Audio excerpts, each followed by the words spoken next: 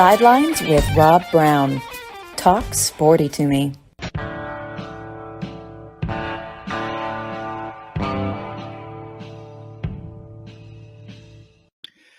All right, Rob Brown with you on this Tuesday, going into week 8 of college football. Tell you what, lots to talk about today, and people still talking about Alabama's Tennessee's 52-49 win up in Knoxville Saturday. But hey, Tennessee's got to play UT Martin Saturday. Alabama's got Mississippi State coming up. I would be willing to bet a steamer pack of crystals that Alabama covers this Saturday if they got any fire in them. So I think that'll happen. But Doug Dean, AU Dose in Birmingham, joins us here in the first segment. We'll be joined shortly after that at 8:30 by Dan Mathews from over in Atlanta, executive producer of Southern Sports Today with Chuck Oliver. He'll be with us covering the SEC and ACC. Top of hour number 2.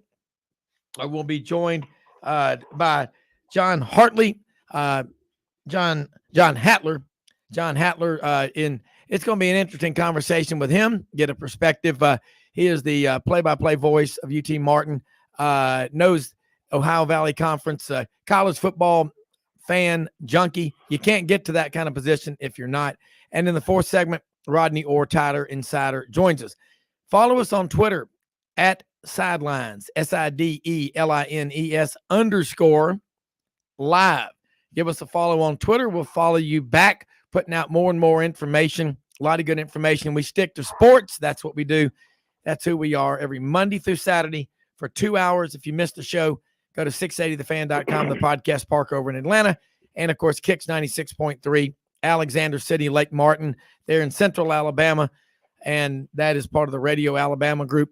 Great folks over there with Lee Perryman and his team in Sylacauga, the marble capital of the world. Hey, Doug Dean, Brian Harsin is still the football coach at Auburn. The leaves are changing. I don't know what's going to happen, but Auburn is 3-4 and off this week, and still no news, no new athletic director named at Auburn yet. They need to do that. Dr. Roberts has got a lot on his plate.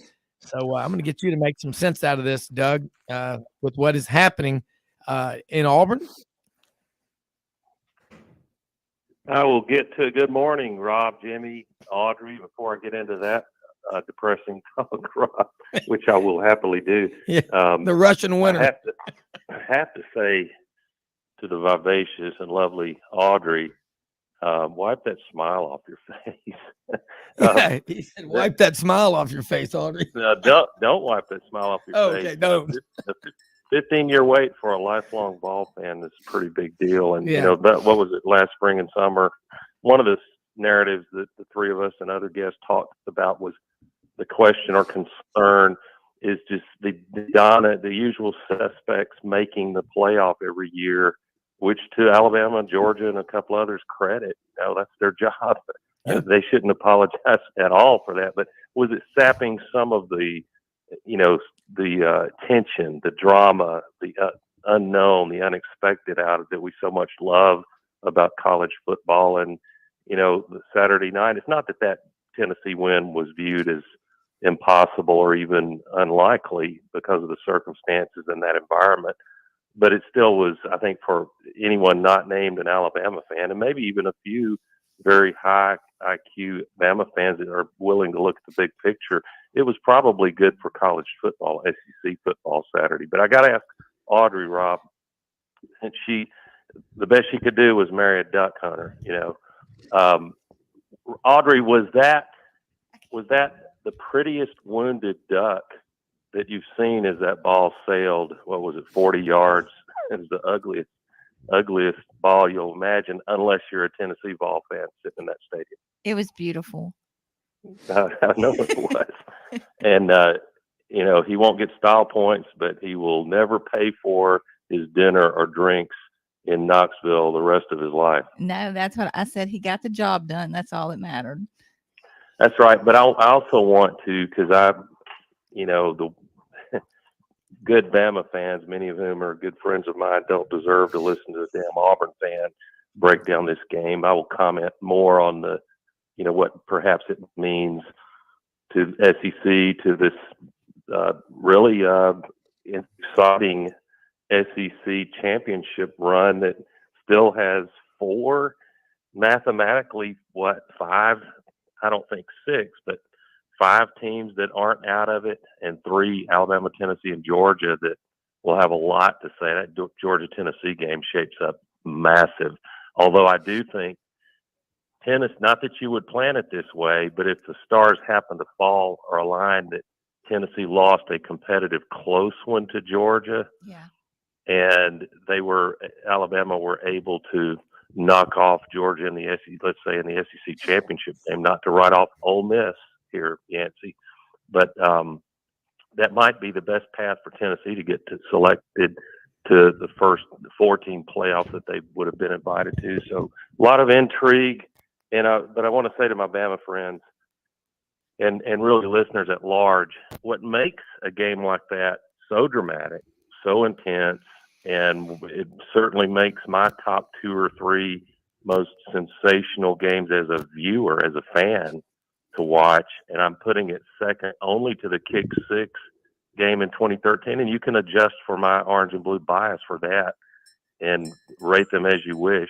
But what makes it special is who you're playing, who got defeated in such dramatic fashion because of Alabama coach Saban. Alabama had a tremendous football brand long before Nick Saban, but to say that he's taken it to a dynasty level beyond what was unimaginable is an understatement. So you've got to tip your hat to who Alabama is that makes these games as sensational and engaging as they are.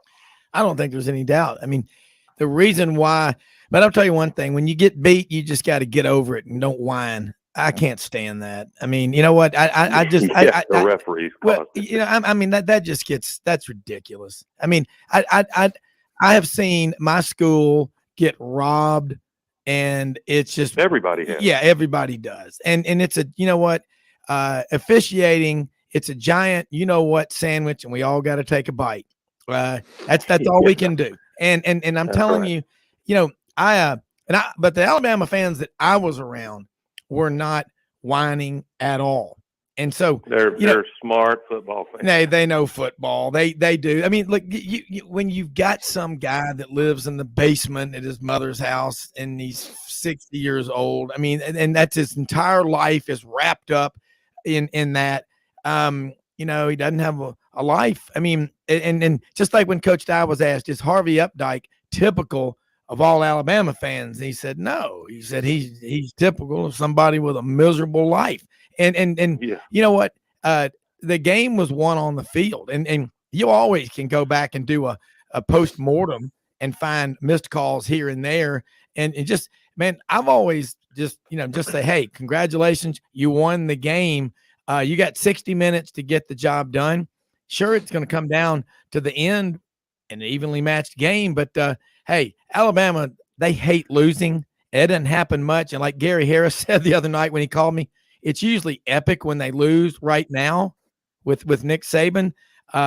Watch how they come out against Mississippi State. If they're as good a team as I think they are, they'll come out and they'll cover. Yeah, I mean, some people are going to look at Leach and his ability to air it out, but he's not running a Josh Heupel offense. No, he likes to dink and dunk. He could break form on that. I doubt it. He knows what he believes in. But I think that some of the more seasoned Bama fans that have been around a while, it still rings in their ears. A great line by Coach Bryant when if he heard a fan or a player complaining about a break or a referee's call, a questionable call, well, you shouldn't have let it come down to that one play. Yeah. And I will say, Jimmy and I have railed for more than a couple of years about at least what looks like incompetence of the referees. I think two things can be true. We'll get Jimmy in here. You can talk about that problem without veering into trying to take Tennessee's great performance away from them since it ended the way it did. Because believe me, that game, usually are 8 or 10 plays that can change a game's outcome, winner and loser. There are also 8 or 10 plays that you could have Tennessee running away with it by 2 touchdowns. Yeah, and possibly the same with Alabama. So I think you can talk about the incompetence of referees and the need to figure that out and give a better quality control of that without it, necessarily meaning that you're making excuses or taking things away from Tennessee. Is that big picture, Jimmy? Is that what you intended to convey from this game? Well, let's just put it this way. The total yards were 571 to 569.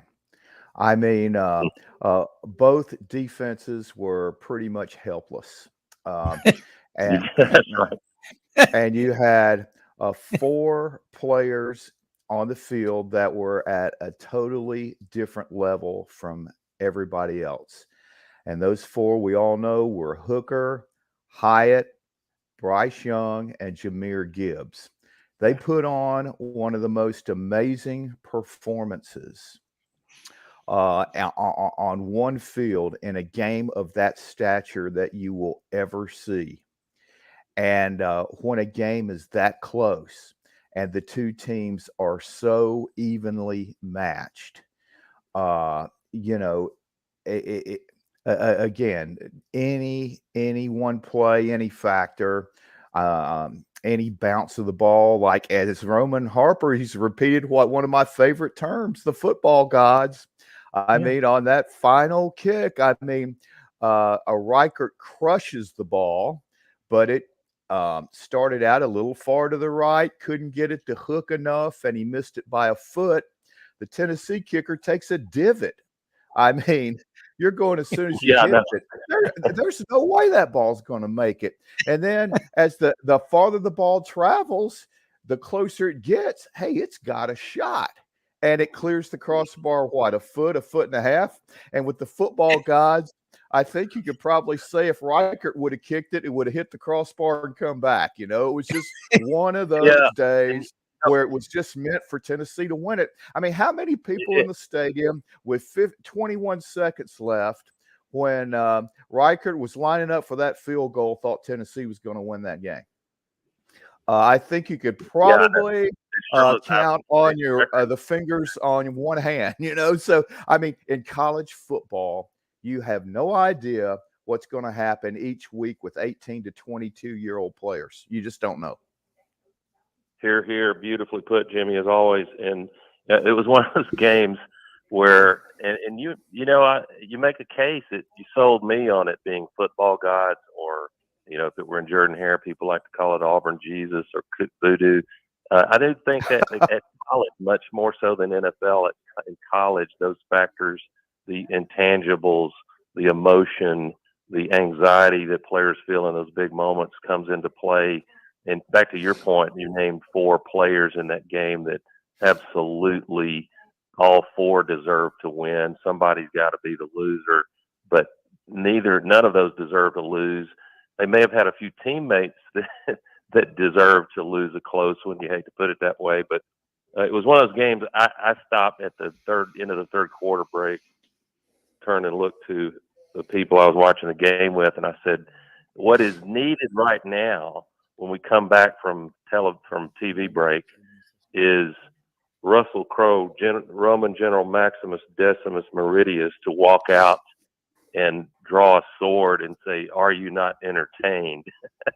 I mean, those were gladiators out there. I agree with you, Jimmy, that defense was optional, and it looked like both teams, for the most part, there were a few big plays, especially that critical, disastrous mistake Hooker had made at the mesh point, and Alabama alertly walked it in, but that was both teams appeared to exercise the option to not really play much defense. I do want to comment on Heupel's offense.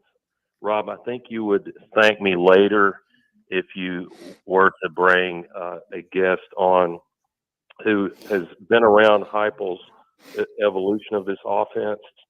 And he was with Heupel at Utah State, of all places, in 2015. I'll text you his name later. But what Heupel is doing for the most part. Maybe he'll make it more sophisticated going forward, and why not? But it's comically simple. And when he puts the splits are so wide, what he's doing more than anything else that's got to drive Saban and Golding nuts in that game anyway, he's forcing the DBs to declare what they're doing. If they're split out that wide to cover, as I think Lou Holt said, you could split an armless man out there and somebody's going to go cover him. But it completely takes the element of deception and blitzes off the table, and then you're winning the numbers game, both to block and if you want, especially when you've got an extra running back in the backfield named Hendon Hooker, it causes major headaches for a defense to win the numbers game. Well, Doug, we talked about this yesterday with Mr. College Football, Tony Barnhart, on the show, that Josh Heupel's offense and what Tennessee does, they force you to play all over the whole field, 53 yards across, 100 yards long. And watching that game, you could see the plays developing we had great seats and we were up high, but Hendon Hooker he's a really, really good quarterback. And I think his biggest strength is not that he's the greatest scrambler in the world, but he gets the ball where only his receivers can catch it.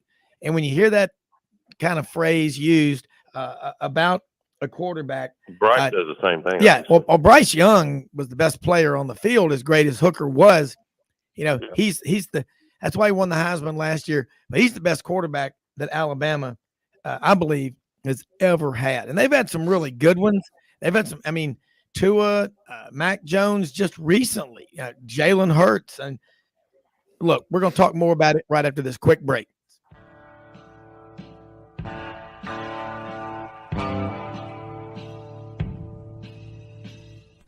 Red River Ford and Toyota, located in Wynne, Arkansas. If you're in the market for a new or used car, truck, or SUV, call, go online, or drop by and see them.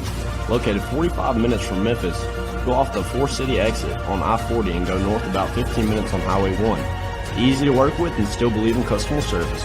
If you live out of town, they will deliver your vehicle to you. RedRiverFordToyota.com.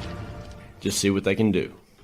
Strengthen your seed zone this spring with quality tillage equipment from House Industries. Located in Cherry Valley, Arkansas, House Industries specializes in manufacturing superior equipment that will minimize your downtime and keep you working in the field. To ensure the highest quality control, all design, fabrication, and testing takes place in a 99,000 square foot manufacturing facility located right here in the heart of the Delta. Locate your nearest House equipment dealer online at houseindustriesinc.com. House Industries, breaking ground. Sidelines with Rob Brown. Talk sporty to me.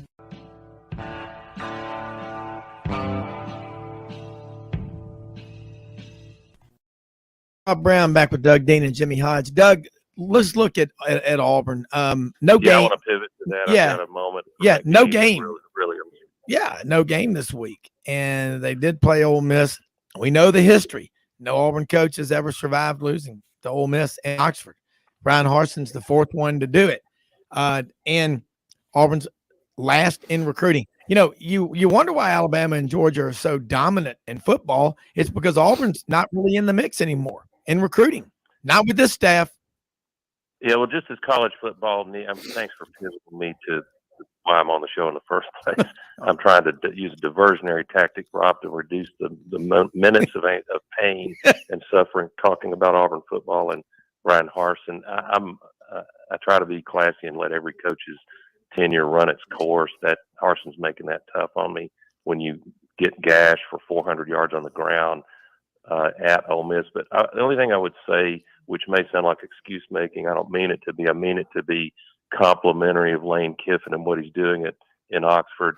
I would love to see, of all those road games Auburn has won over the years in Oxford, how many of those years going in was Ole Miss undefeated? And my point in saying that is this is a little different Ole Miss team. I don't think Auburn, gave away that game as much as Ole Miss made plays. Let me talk about one that the way I will describe it perfectly illustrates the distance, the delta, as you call it in investing, Rob, the gap between the coaching competence of Brian Harsin and Lane Kiffin, which would kind of stand on its own merit anyway. Yeah. But I was watching the game. My sweet daughter, who's got an obsession about football in general, and she's making great progress at X's and O's. Auburn scored, I think it was a field goal to close the gap to might have been 3 points. No, scored a touchdown, got it within 3, and it was, if I remember, third quarter. And I said, Lauren, this is the perfect time. High risk, but why not? We've already got 3 losses. Perfect time for an onside kick for Harsin to call. Of course, that would presume that he had actually prepared and drilled that perfectly during practice week, which is unlikely from what we're seeing. And he passed on that, and Ole Miss drove and scored. And I think they had a single-digit, a one-score lead at that point. And what happened immediately following Ole Miss's score? Lane Kiffin must have been in my headset. He calls the onside kick. And if you listeners want to see this on YouTube, they can do a search, Kiffin onside kick. And he talked about why as they were lining up to kick to Auburn, he was deliberately method acting and talking to his defense as if he was getting them prepared to go back in the game and play D. He said he was worried about some Auburn coach picking up on something and calling a timeout or stopping his onside kick. So what does all that illustrate? Then he makes the onside kick. They go on to score a touchdown, and it's pretty much ball game at that point. I think that made it maybe 38-24, around that. And my point is, if Harsin it knows the moment and takes a measured risk like that, because you've almost got to steal a possession in a game like that if you're Auburn, then what else does it do, Rob? If you get it and go down and score, it's a tight game before that rain delay. But it also takes off the table Lane Kiffin being very likely to call an onside kick later in the game. So there's the contrast between two coaches. One has a brilliant trajectory. He's competing to win the SEC, and the other is on life support on the hot seat. Well, and about to be getting this is the thing that makes the fans angry. The terrible job, the lack of recruiting. I mean, Auburn used to get a lot of these players that Alabama and Georgia are getting now. Now there's not even a recruiting battle. Okay. It's like just, I give uncle. And so Georgia and Alabama are running away and leaving Auburn in the rearview mirror. I mean, Auburn beats Alabama more than anybody, but nobody cares. In the last 40 years, that series is 20-20. But Auburn has dropped the ball on the Georgia series. I mean, 3-8 in the last decade, and now in this decade, off to an 0-3 start. So we're entering a zone if we're not careful and get the AD hire right, especially that coaching hire right. Yeah, because the NIL pieces I'm real impressed with Brett Whiteside. I met with Auburn on the Victory Collective. Yeah, these guys are getting their act together. They're already sitting on $15 million in a short period of time that they've raised. But if we get the right coach, this is a quick turnaround, like you've seen Heupel do. I'm not saying we would be exactly that level in 2 years, but they got drilled by Alabama a year ago, and you look at them now. But if we get it wrong, we may be heading on a path not unlike what Tennessee had the last 10 or 15 years. Yeah, and that's the thing about it. So when I'm sure Auburn's rivals were saying, give Harsin time. He's a good coach. I mean, I thought he could. I had faith. I had hope. I thought Zach Calzada would be the quarterback. I totally missed on my read on Auburn this year because I thought Zach Calzada would be the quarterback. And now, same. We were all guilty. Yeah, we're all guilty. Guilty as charged. But I think you and I know Auburn football better than most. And we know Auburn. We know the landscape. We know what Jabba means. And, if you're Georgia and Alabama, right now, you are just getting away with whatever you want. You can get anybody you want because Auburn's not there. Auburn's not out on the recruiting trail like they historically have been. And until that changes, Georgia and Alabama are going to just have all the fun. And Auburn fans are going to be, banging their heads through the wall. So get that AD hire right. And that was my case for, even though I would have to hold my nose, and it's not the best etiquette in contracts and coaching hires and fires, but I think the case was growing to be compelling to go ahead and replace Harsin in this off week open date. Yeah. Because if you can clear the air on that, like I think 4 or 5 other programs have done without national media outrage, of course, Auburn will get, Pete Thamel will do the obligatory redneck Auburn, good old boys, or unfair to Harsin.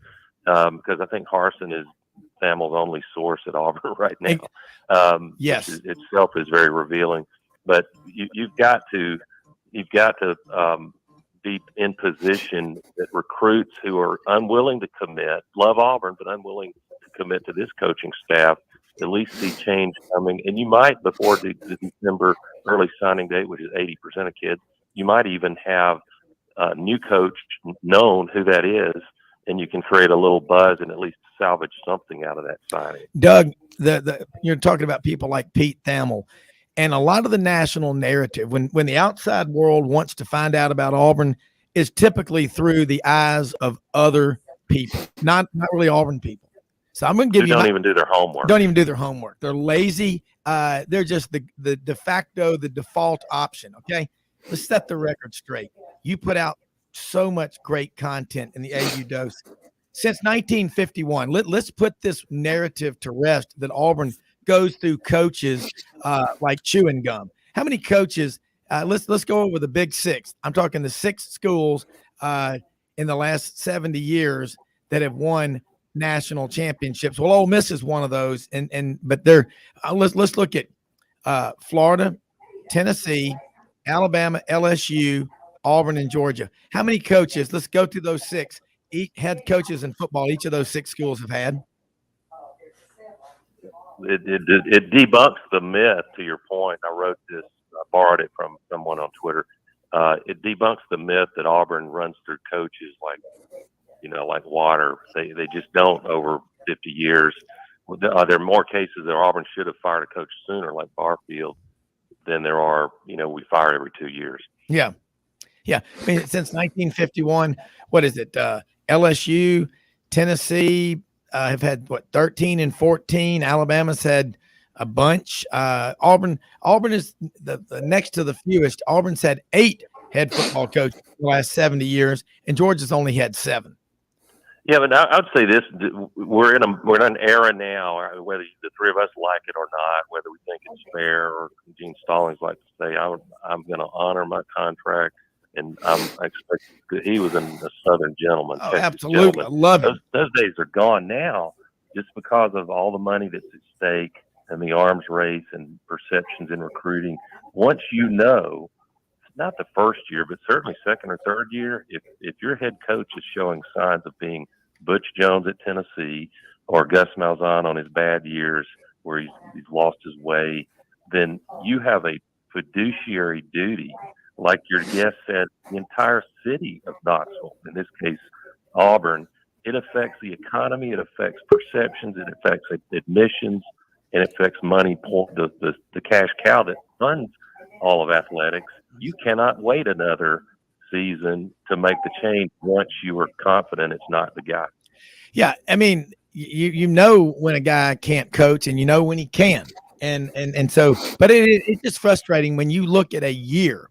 And we're about out of time, but when there are 7 5-stars in the state of Alabama high school football, 22 4-stars, and how many of those 5-stars does Auburn have committed? I mean, Philip Lawley said it Friday. 8 or 9 right now. Did get a nice 4-star O-lineman out of Florida. Yeah, no, I'm just saying of the in-state 5-stars, there's 7 of them. Auburn has none of them committed. Philip Lawley said it on Friday. You just got to out evaluate. Better get the ones that love Auburn. Yeah, I agree with that. And so a lot's got to change, Doug. But I love what your take is on it. And last minute here, your gut feeling, you think Auburn makes a move in the next few days, or waits till next week, or do we have to worry about Jabba?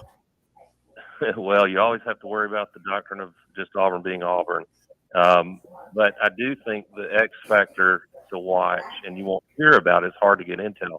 But I firmly believe President Roberts is a different breed than Goose was. I like Goose, but Roberts is methodical. He's going to look at all the strategic parts in the machine, And I think he wants to unite not only the money faction that matters, but he wants to have a coach that unites the entire fan base. You saw that when you start winning big like we did in 2010. It's remarkable, like you're seeing in Knoxville now, how it unites forces. And when you're rowing in the same direction like we did on Spring River, Rob, Yeah, you can do a lot better and catch more fish. yeah, you absolutely can. And that's just, if you're Auburn and you're watching Alabama and Georgia just have all the fun, there's only so much of that you can take. Auburn People will check out. There's already forces that cause younger people to check out if you want the game day. You can't afford to put a mediocre product out. Yeah, you got to show that you're fighting and making effort. That's the thing. And so Georgia and Alabama, you're going to look back on this historically as the years when Auburn kind of was in timeout. Yeah, and I would say to those who are ready to write off the Crimson Tide, I've lived too long. Yeah, they'll turn this game into some fuel, brother. Oh yeah, and I'd hate to see a Mississippi State fan this Saturday night. Yeah, I'm with you. I mean, that's how this stuff goes. But the discipline, the penalties, that's what they got to fix. But I'm one of the biggest Bryce Young fans out there. That guy, he doesn't complain. He's special. He's a generational talent. And I'm saying this right after Mac Jones and Tua and Jalen Hurts.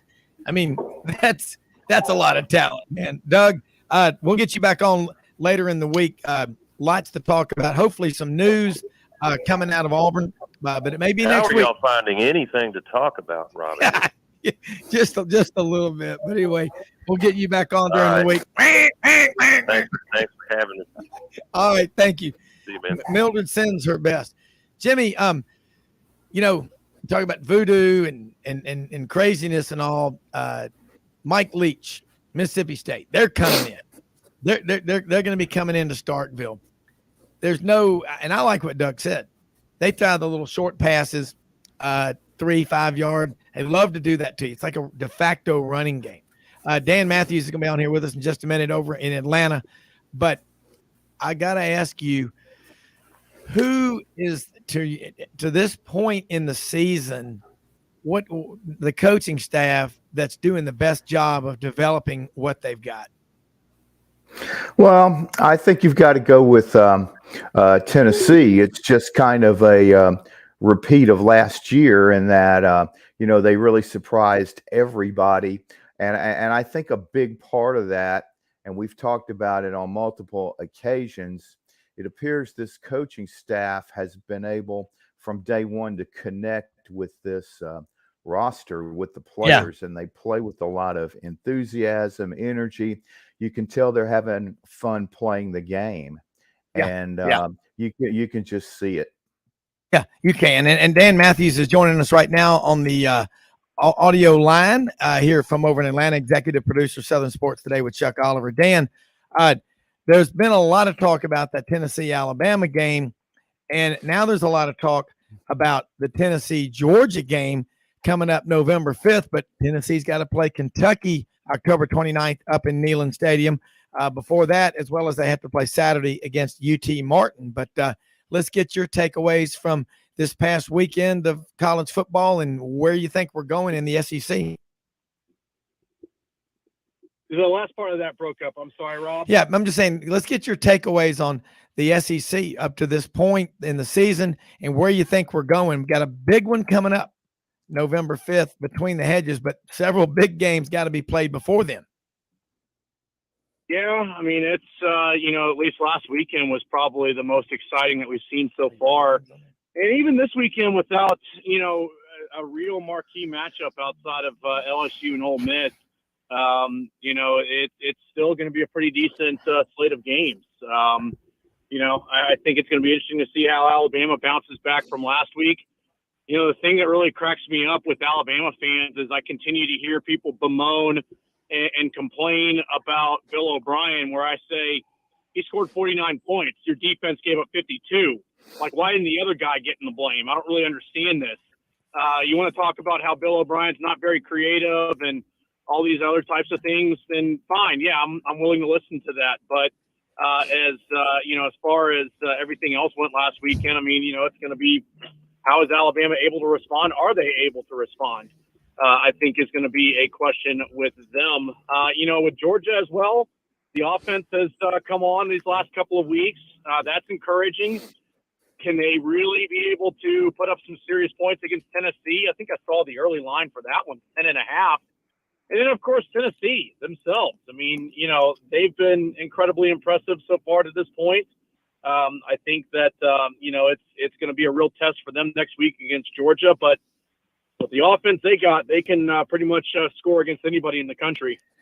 Yeah. All right, let's do this. Let's take a quick commercial break. Dan Mathews, when we get back, I want to flip over to the West. Ole Miss 7-0.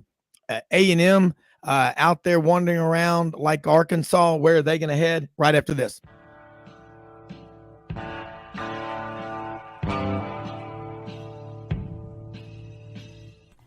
Red River Ford and Toyota, located in Wynne, Arkansas. If you're in the market for a new or used car, truck, or SUV, call, go online, or drop by and see them. Located 45 minutes from Memphis, go off the 4-city exit on I-40 and go north about 15 minutes on Highway 1. Easy to work with and still believe in customer service. If you live out of town, they will deliver your vehicle to you. RedRiverFordToyota.com. Just see what they can do. Strengthen your seed zone this spring with quality tillage equipment from House Industries. Located in Cherry Valley, Arkansas, House Industries specializes in manufacturing superior equipment that will minimize your downtime and keep you working in the field. To ensure the highest quality control, all design, fabrication, and testing takes place in a 99,000 square foot manufacturing facility located right here in the heart of the Delta. Locate your nearest House equipment dealer online at houseindustriesinc.com. House Industries, breaking ground. Sidelines with Rob Brown. Talk sporty to me.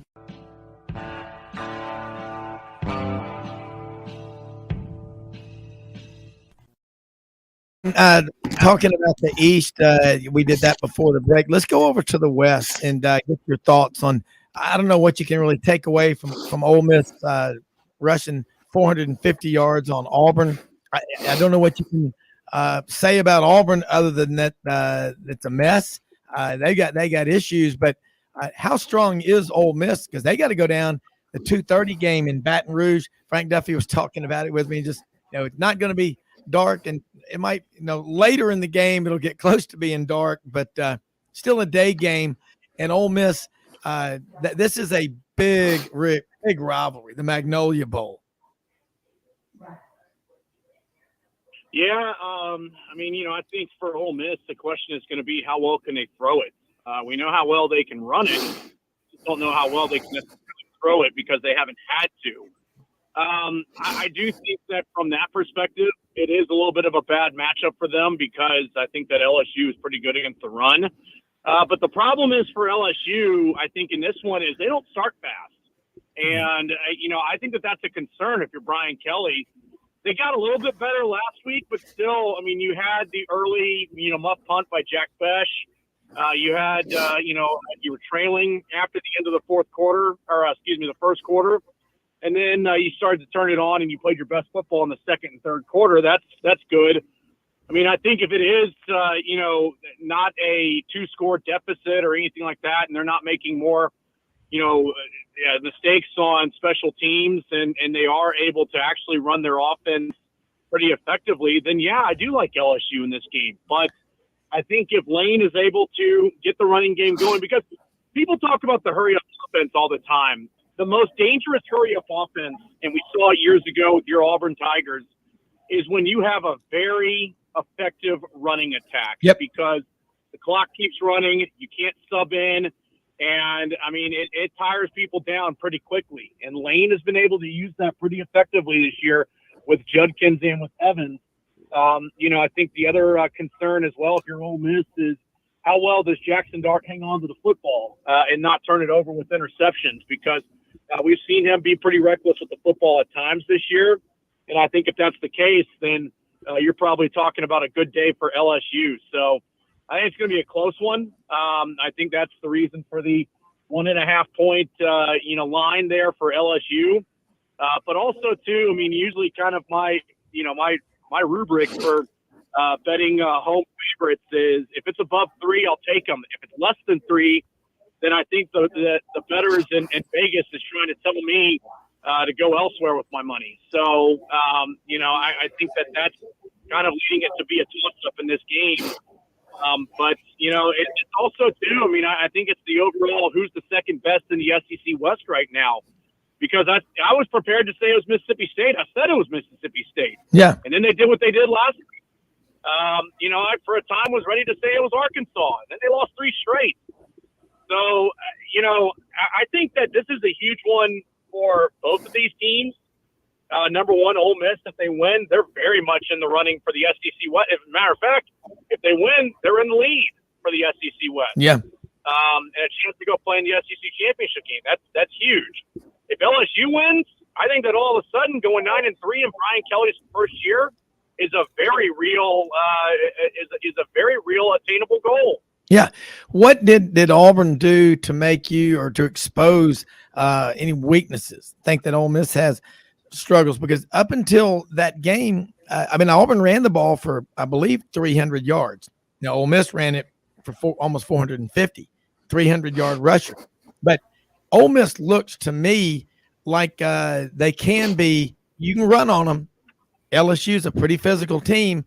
And I think Jaden Daniels the last few games has been, passing at about as a good a clip, 75%, 80%. He's better. We know he can run, but LSU is a physical team.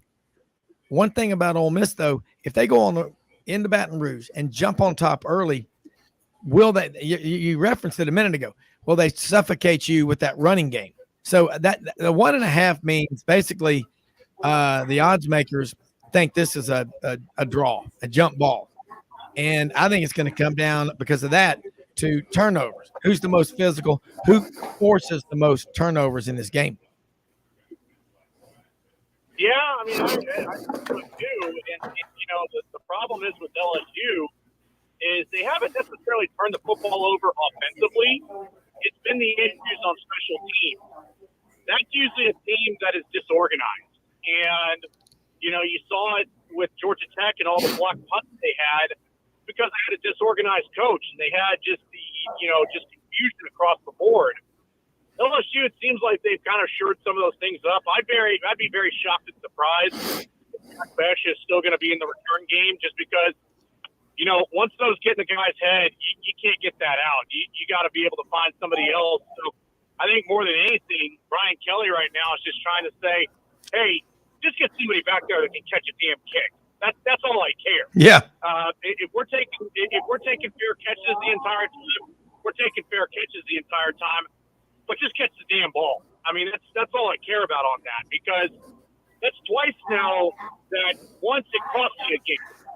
The second time it almost cost you a game. Luckily, Florida is not as Tennessee to make you pay for it. Whereas I think Ole Miss is good enough. If you give them extra opportunities, they're going to be able to grind you down with that offensive line and that running attack. So that's going to be huge for LSU. If they turn the football over and give Lane Kiffin a couple of extra times to get it, then I think it's advantage Ole Miss. If they're able to hold on to the football, and not have the special teams issues, then I like LSU's chances. All right, one more. A&M travels to South Carolina. We don't know what to think about A&M. They took Alabama down to the wire, but it's A&M, and whoever the quarterback is, it was Haynes King. Then he was replaced by Max Johnson. He hurts his hand. I don't know what to think of A&M. I thought Arkansas, I said it too, was the second best team in the SEC West, but I thought Ole Miss would be right there, but I never bought in to all the A&M hype. I thought my floor for Ole Miss was 8 wins. Can South Carolina get the win at home? Do you feel good about that against A&M? They're probably better offensively. So if they're better offensively, then yeah, I do like their chances. I think that the bye week probably came at the right time for A&M because if I were them, I think I would probably get back to the basics offensively and really start to install play. Because we've seen an offense that ever since they lost Anais Smith has been pretty lost. They don't have a Jalen Weidemeyer on that offense this year. Devin Achane can only do so much. It's a young offensive line, all of those different types of things. So I think that what Jimbo Fisher and his coaching staff, aside from when they're dealing with the bomb threat, need to be able to do is try to find a way to get some other guys involved and try to find a way to get this offense going, because it's call what it is. It has not been good for the first few weeks of the season. Yeah. But, also, too, I mean, there's a thought that maybe even Connor Weichman could start to get in, because Aggie fans are starting to call for him and starting to say, hey, look, Max Johnson, we know what he is, and he's done for the season. Haynes King, we know what he is. We don't think he's it. Jimbo, give this kid a chance and see what he can do. I think that, Williams-Brice, is it a night game? I'm trying to remember. It is a night game. I think it's a 7:00 Eastern. All right. Yeah. All right. So, I mean, that's a tough place. Tiger Stadium gets a lot of credit for being a tough place to play at night. Williams-Brice Stadium is a tough environment to go to at night. And if they try to break out a young freshman quarterback for that one, that could be even tougher as well. So, we've seen Shane Beamer be able to get his team up for games this year and been able to win some games that they weren't supposed to. Kentucky game, you could say no Will Levis, but still, they went on the road and beat a pretty good Kentucky team. So if they were able to do that, I think that they probably could have a pretty good chance in this one as well. Yeah, and I know you're on a tight schedule here. And one more question: Spencer Rattler, do you think he thought he would just kind of be lost in the shuffle of SEC quarterbacks when he transferred to South Carolina? I mean, how would you rate his play up to this point? I mean, probably about middle of the pack, but no, Yeah. I think that's why he's at South Carolina. I think he came there because he thought that there was an opportunity for twofold, that he could kind of have that Joe Burrow, Russell Wilson kind of, transfer bounce and be able to take advantage of the second opportunity and be able to be the player that he was thought to be at Oklahoma until finally the fans started calling for Williams. So I think that's probably what he had hoped for. He doesn't have as good a weapons as he had at Oklahoma. I don't think there's any doubt about that, but he's still got pretty decent receivers to throw to. So, I think he probably hoped for more and thought that he was going to get more, but you're right. He's been pretty much middle of the pack so far to this point. Yeah, and 12 of the 14 SEC teams brought back a starter at quarterback, and half of them have had to go to their backup to start at least one game. It just shows you better be recruiting. Dan, I know you're busy moving today, so let people know how they can follow you and keep up with you and your Twitter. Yeah, appreciate it. It's at Dan Mathews, ATL, 1T and Mathews. Follow the Chuck Oliver Show, at Chuck Oliver Show, and also to the Southern Sports Today app. That's how you can get us. All right, Dan, thanks so much for being on here. Good luck on the move, and we'll talk to you next week. All right, y'all take care. All right, you do too. Jimmy, let's go back. I'm going to do some quick questions with you, kind of a rapid fire before we go into the next guest. I don't know what that noise. But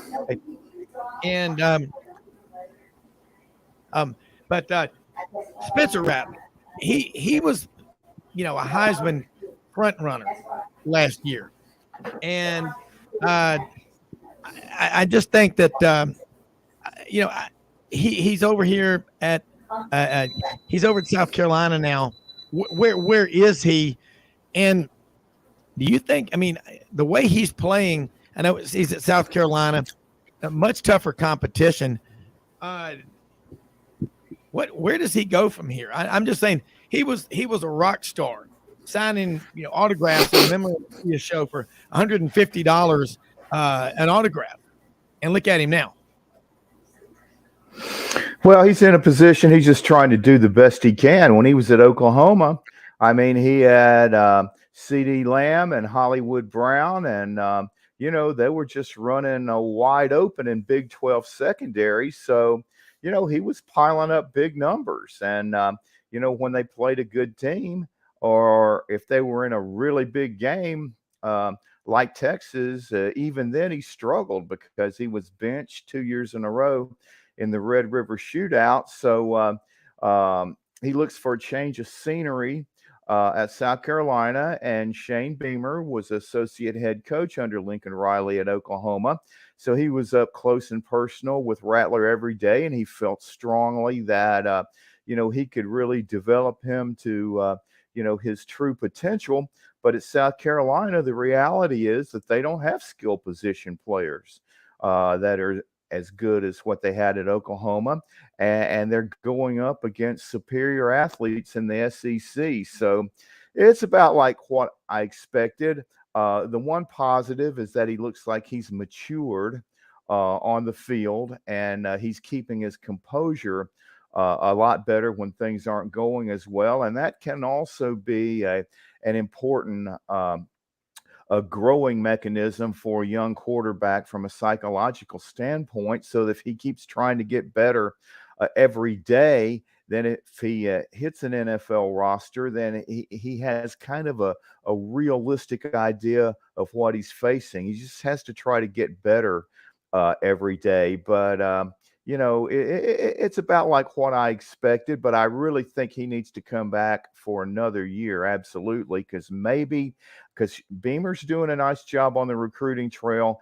And if they have another year in that transfer portal, they can have a better caliber of athlete on the offensive side, especially at the skill positions that could help Rattler out. But he definitely, just like Anthony Richardson, needs to come back for another year for sure.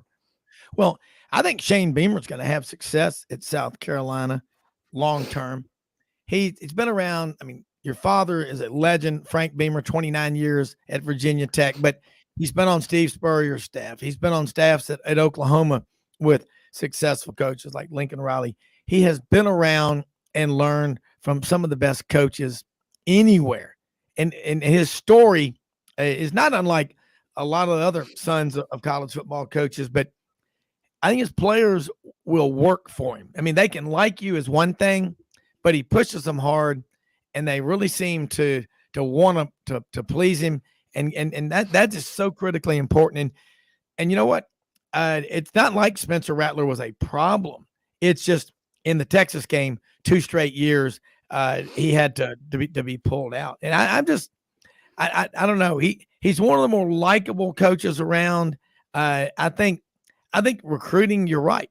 He's doing well in recruiting, and his message resonates. I think it does get through to the guys that he's recruiting. But, they go up there and they get that road win at Kentucky without Will Levis.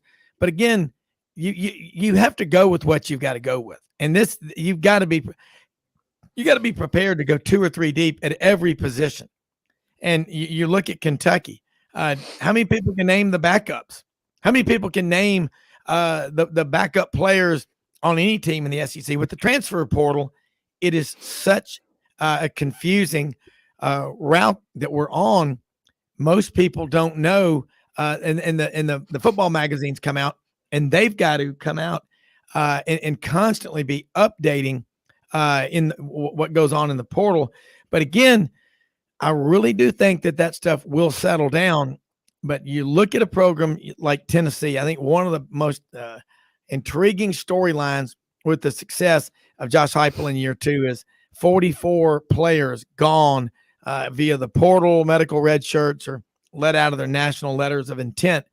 And 2 years later, same time, he was hired right the same time Brian Harsin was at Auburn. Look at those 2 programs. They couldn't be going in more, polar opposite directions.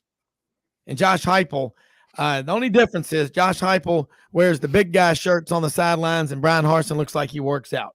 Well, he's going to have $15.3 million. I'm sure that'll get him a nice gym membership, but certainly he's not going out on the recruiting trail. Let's be honest. If he was out on the recruiting trail, he probably would be gaining some weight, because what's the rule? No matter how bad the meal might be, when you go out, you ask for seconds. That's just the way it is. All right. We're going to take a quick commercial break here. Rob Brown, Jimmy Hodge, we're going to be right back talking more college football after this.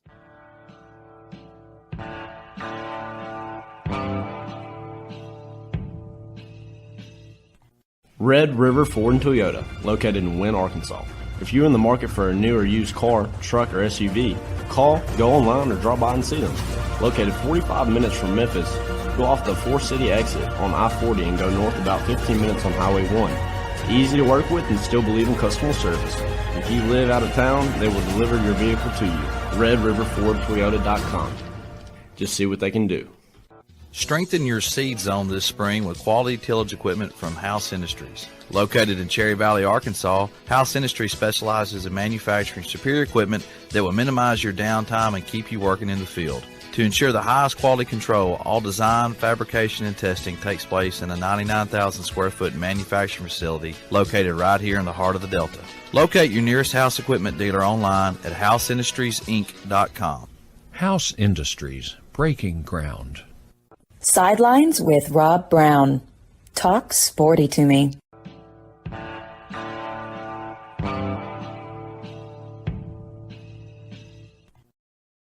All right, Rob Brown here, hour number 2. And college football, man, takes a lot of different paths.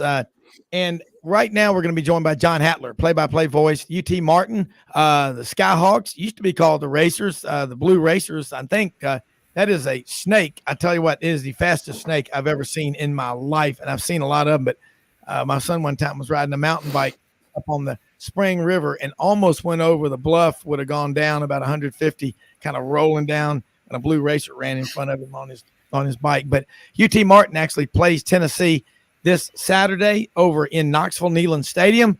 And, Tom Rainey, the man who lives the life that most men only dream of, working for Browning, travels about 250 days a year, hunting and fishing all over the country. He said he's killed every mammal, I think, in North America. And he's not Jim Shockey, okay, but everything short of a moose. Moose is you say, well, how can you not get one of those? But he'll get one eventually. But anyway, said, hey, you ought to talk to John Hartley. I was like, let's do it. Let's talk college football. John Hattler, you have a cool job. You get to do play-by-play for college football. UT Martin's a member of the Ohio Valley Conference. But football is pretty basic, blocking, tackling, and special teams. Although you look at some of the top programs like Alabama, they lose to Tennessee. Tennessee wins the game. Alabama didn't lose. Tennessee won the game 52-49. But look at special teams mistakes, how they hurt you. A fumbled punt return, a missed field goal, wide right. You see it all, but your perspective, you get to see kids that really love college football. They're not there just, look, we all want to make money and all, but they're there because they love the game. And I bet you get the opportunity to be around some great coaches and great kids that play football, again, that truly love the game and will get their college degree, go out and do a lot of great things. But I want to hear your story. Well, thanks for having me on, number one. And Jimmy, I'm digging your cap, man. I grew up outside of Dallas, grew up in a town outside of Dallas. My father was deputy chief of police there. He's from Martin, but I'm a big Texas high school football fan because that's my stomping grounds. But no, I appreciate y'all having me this morning. It is a great story. And a lot of times FCS football gets kind of lost in the shuffle of things that go on. You see the North Dakota States of the world that go in and beat Ole Miss and beat Florida State. And although Arizona's not very good this year, they push them. Then you have Missouri State out of Springfield, Missouri, that goes to Arkansas and has a lead deep in the fourth quarter. That's a team that we beat last year in the playoffs and lost by five to them at home. But you're right. We get to see a lot of players that, quite frankly, some have been recycled from the FBS level. They're here at UT Martin. They all still have hopes and dreams of playing in the NFL or, guys, right now, the top 2 punt returners in the Canadian Football League are UT Martin graduates. So, they have aspirations of playing professionally after college, even though it is at UT Martin. But this is a unique situation up here where we get to have personal relationships with Division I athletes, and that's really good for our schools. Yeah, and I know a little about UT Martin as a kid, being the son. My dad's an architect, and having to go on the road and measure with a tape measure sites for jobs. He did a lot of work, and I know he did an indoor swimming center at UT Martin, the student Yes, sir. athletic complex. Been all over West Tennessee, been all over Tennessee, period. And we were in Knoxville this past weekend. And when you think about part of the UT system, but I think you're right. These kids that are coming there, you got a bunch of Memphis. And Tom said, you got a bunch of Memphis kids on the football team there at UT Martin. I know they recruit that area heavily. And again, you talk about it, and Jimmy's a football junkie. I mean, Elvis had 3 TVs. Jimmy's got 33 in his man cave, watching every game.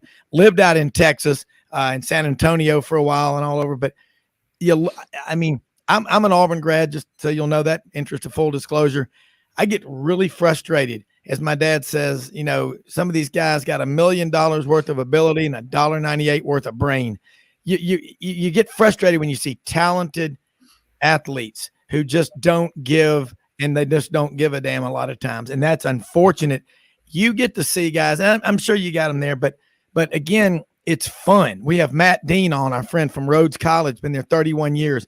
He's been a basketball coach, women's, for 16 of those years, and coached men's and all. But you're lucky. You get to be around people who truly love football. They're doing it, and I'm sure there are NIL deals at every level. But man, I bet it's fun going to work every day and broadcasting games, football, basketball, whatever, for people that genuinely love it, and the coaches who actually interact with the fans. Isn't that amazing? Yeah, we've got, personally, I have a good relationship with our head coach, and Jordan Hankins, who's a linebacker coach down at Memphis right now. He played and was right here at UT Martin. He's a very dear friend, family friend of ours. And you don't get that in your big towns. And you're right. We've seen a lot of talent come through here. Montour Hughes transferred from Tennessee, ended up getting drafted out of UT Martin.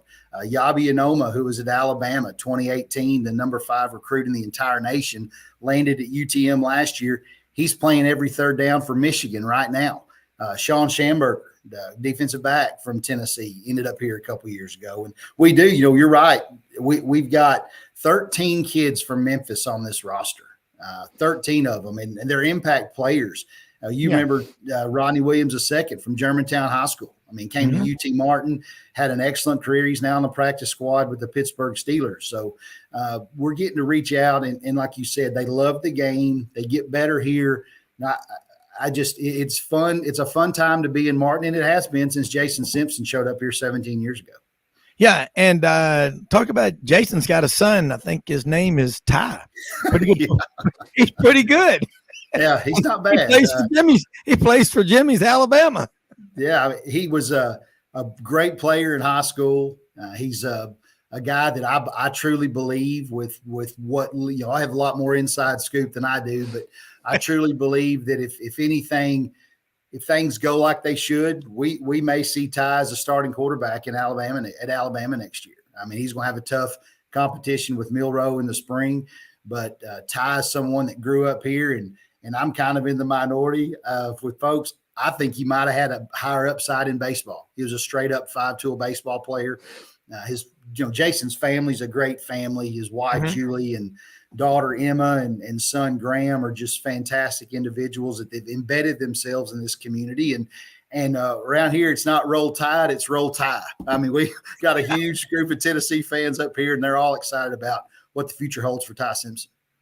Absolutely. Jimmy Hodge, jump into this conversation. This is right up your alley. I just now noticed you're at Jimmy. Where'd you get that? Buc-ee's?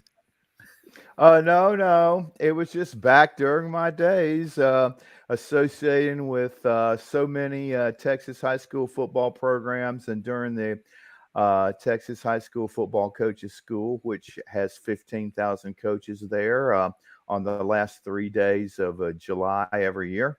And so it's quite an experience to be there, because not only does it include the head coaches, assistant coaches, but coaches actually in all sports, so it's quite a gathering because at the small schools, we all know that assistant coaches also are head coaches in other sports and so forth. But John, what I wanted to ask you was, and you just mentioned it with Coach Simpson's arrival, I wanted to ask you to kind of go into a little detail about the metamorphosis of UT Martin football, and that now they're playing these big money games, and the developing the program from where they were when Coach Simpson came.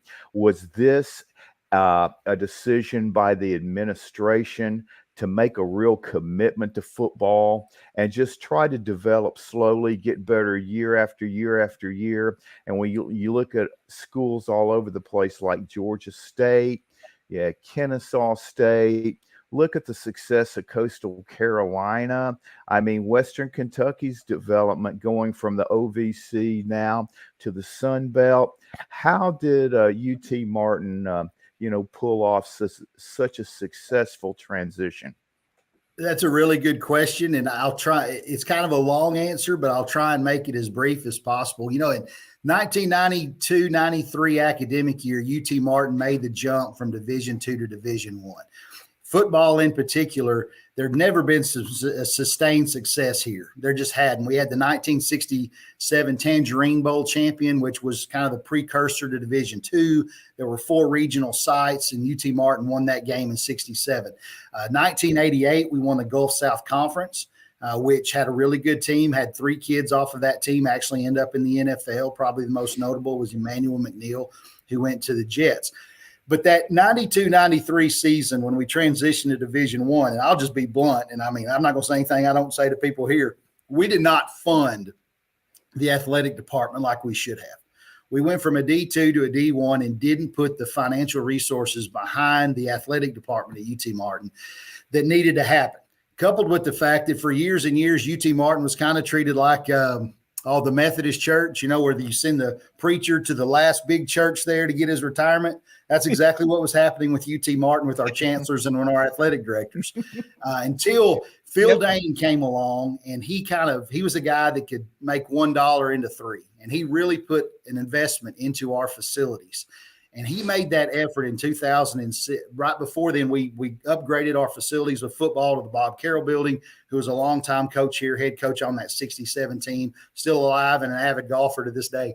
But made an effort to build the Bob Carroll building, which is the football operations building. And once we got the facilities rolling, we had a short run of coaches. Coach Marshall left, and we brought in Sam McCorkle, which things didn't work out well. Then brought in this firecracker named Matt Griffin, who really got things turned around. But he wasn't really a fit for UT Martin, but he left of his own accord to go to Murray State. And that's when Phil Dane made a great effort and went and found this hot offensive coordinator at the University of Tennessee at Chattanooga named Jason Simpson. Now, he brought him in Jason's first year in 2006, he won with most of Matt Griffin's talent. Well, but he continued to sustain that. And he's done that. And we finally started putting money towards it. Right now, we have an athletic director in Kurt McGuffin that is a big-time athletic director that understands fundraising. He understands your coaches need to be the face of your program, and he understands how to get things done. And so one thing that, and I say this often, is with Jason Simpson, his most indelible talent outside of coaching football is his ability to find assistant coaches. In this 17 years, this is a program that's gone through 115 assistant coaches, and they don't make lateral moves. I mean, we have several in the NFL right now, bunches in the FBS, in the SEC. So these coaches come in, they work hard. This is a springboard school. And the one constant has been Jason Simpson. And I use my good friend Jordan Hankins down there in Memphis right now. He's a defensive coordinator here, implemented that 3-3-5 and really made – he expanded upon the 3-3-5 that Jeff Bird came in, but really put his own twist on it and turned this into one of the best defenses in the FCS.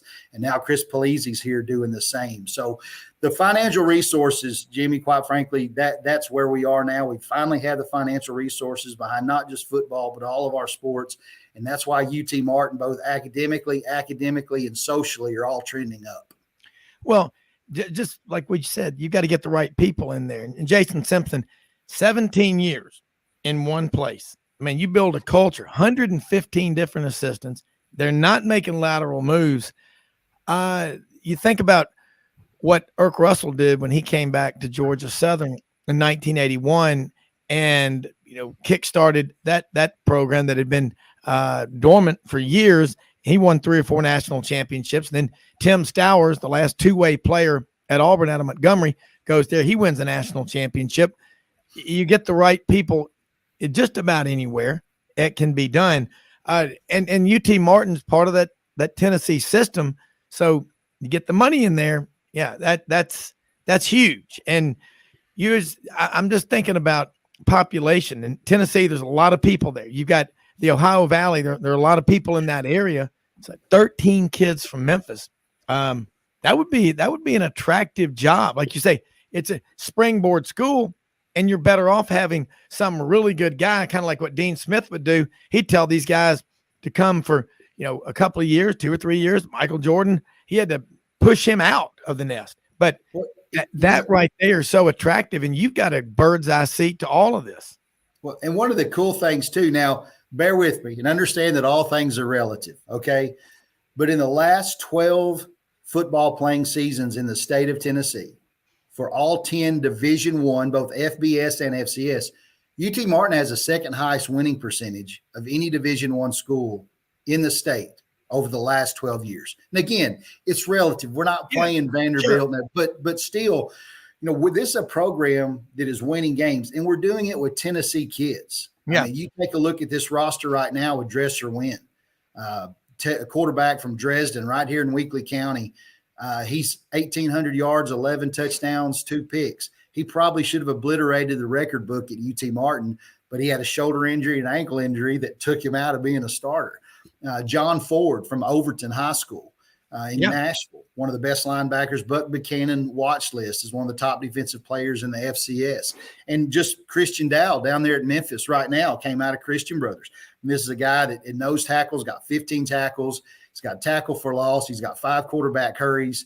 I mean, he's just an unbelievable player, and it's chock full up to Whitehaven, MAHS, which is now defunct. Yeah. But just a bunch of kids from Memphis, and we're lucky to be able to do a good job recruiting in state. Well, and you just talked about it, CBHS. I'm an alumnus of Christian Brothers, and you think about these kids, they're not all going to go to Auburn or Alabama or Tennessee or Memphis, Georgia, LSU, but they want to play football, and they know football, and that's what I love. That's why Tom Rainey said, we ought to call you and get you on the show. And I was like, heck yeah. I said, hell yeah, let's do it, because you are the kind of guy that knows football. You appreciate football, and you can tell these stories about where these guys are coming from. 13 from Memphis. And I think the high school football, Jimmy would agree, in Middle Tennessee is just skyrocketing. We were up in Clarksville at my mother-in-law's over the weekend, and went up to Knoxville. We were with, Tom Rainey and Mark Ham for the Tennessee game. It's just, there's a lot of people up there. And a place like Martin, we're about to go to a break. It's a magnet school, and it's a beautiful campus where you are. And hey, I'll just say this. I got friends like, Bruce Evans that I used to work with is from over in Lexington, Tennessee, Parsons on the Tennessee River. If you like duck hunting, Reelfoot's right there in your backyard, but you better get your boxing gloves on because it's pretty territorial over there. Yeah, unfortunately. Let's take a quick break. We'll be right back with more.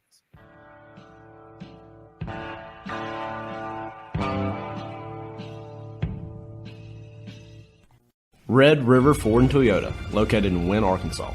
If you're in the market for a new or used car, truck, or SUV, call, go online, or drop by and see them. Located 45 minutes from Memphis, go off the 4-city exit on I-40 and go north about 15 minutes on Highway 1. Easy to work with and still believe in customer service. If you live out of town, they will deliver your vehicle to you. RedRiverFordToyota.com. Just see what they can do. Strengthen your seed zone this spring with quality tillage equipment from House Industries. Located in Cherry Valley, Arkansas, House Industries specializes in manufacturing superior equipment that will minimize your downtime and keep you working in the field. To ensure the highest quality control, all design, fabrication, and testing takes place in a 99,000 square foot manufacturing facility located right here in the heart of the Delta. Locate your nearest House equipment dealer online at houseindustriesinc.com. House Industries, breaking ground. Sidelines with Rob Brown. Talk sporty to me.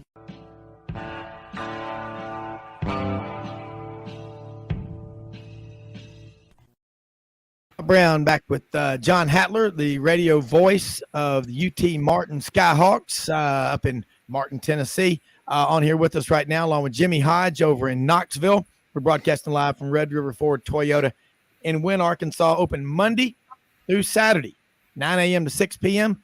Service department, this is real important, especially if you're a duck hunter, deer hunter. Speckle belly, spec season starts October 29th, and I'm hearing a lot of them flying around up here. Limit 3 per customer per day. Make sure you get your license, ArkansasGameandFishCommission.com. But, man, you can get in there on Saturdays. The service department open 7 in the morning till 12:30 noon. Austin Futrell and the team in there, 25 service bays. They're dedicated to customer service. Let me say that again, dedicated to customer service. That's what they're here for. They're great folks to work with. Justin Wynn, the general manager, Rusty Howard, Greg Smith, the sales managers out there on the floor. They have over 700 used cars, trucks, and SUVs on the lot. Check them out, RedRiverFordToyota.com. And also, if you're going to be doing any grilling, fish, chicken, beef, wild game, anything that ever runs or flies or swims or crawls, Miss Rubin's Rubs, the White Magic. It's great on anything, fish, Brussels sprouts, if you like those, the Creole Magic, the Fish Magic, and the Black Magic. Put that Black Magic, sprinkle some of that on a brisket with some White Magic on there, on a brisket, 1 hour per pound, and it'll be absolutely delicious. And also want to thank May Veterinary Clinic, Tuscaloosa, Northport, since 1964, founded by Dr. Wayne May, for all of your dogs and cats and your critters. May Veterinary Clinic, Tuscaloosa, Northport, open every day, Sundays only, 3 to 5 p.m. for animal drop-off or pickup at Camp May. They even have a pool there. And if you have cats and they live together in the family, they'll put them in those connecting cat condos. All right, let's get back to John Hattler, man. I love the term talking to you. You're a football junkie. You're a sports junkie. Man, you know your craft. How long have you been the voice of UT Martin? Because, and I'm kind of curious where you came from, because Tom Rainey said you were a fraternity brother of his. So I'm sure y'all went over there, and I don't know if you stayed at Hayes's Blue Bank Resort, whatever, but you probably been over to Reelfoot a time or two, duck hunting out there on that lake. Probably been to Boyette's and had some frog legs and some catfish too. Yeah, there's not one thing you said that I haven't done there. But yeah, no, Tom and I he was a little older than me, but got to know him quite well. Know his brother Todd a lot better.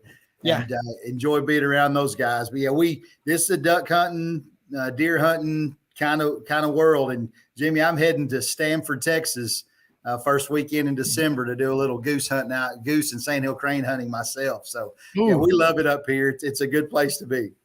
Hey, you know what they call, look, up in South Dakota where we pheasant hunt, we're standing up on the banks of the Missouri River on the Lewis and Clark Trail at the L7 Ranch in Chamberlain, South Dakota. And I hear this, I look up in the air and I see these swirls, just swirling dervishes way up in the sky. And it's sandhill cranes migrating. And you know what they call sandhill cranes? The ribeye of the sky. That's right. Man. But I know, I'll tell you what, I remember people used to go down to Eagle Pass and El Campo, Texas. We got so many snow geese over here in Arkansas and parking at the Cherry Farm. I think they're taking over the world. I mean, yes. You know, it looks like we've just got snow on the ground. I remember we didn't used to see them, you know, growing up, but now they're here everywhere. But what's your typical, you're doing football, you're doing basketball, a ton of preparation. I think I would compare what you do to being a trial lawyer going to court.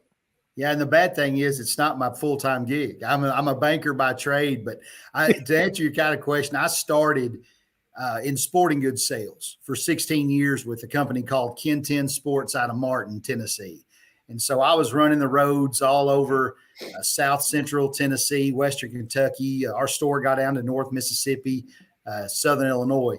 Well, I left that profession in 2011 and ended up making partner in an insurance agency. Well, about 1 year into that, the local radio station here, Paul Tinkle, who owns Thunderbolt Broadcasting, called me and asked me if I would be his color commentator for high school football on Friday nights.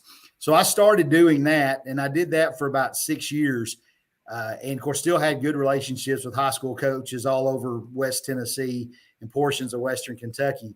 And then UT Martin started hosting a live game day show outdoors, and Chris Brinkley, who's head of the Skyhawk Network, asked me if I'd sit in on that.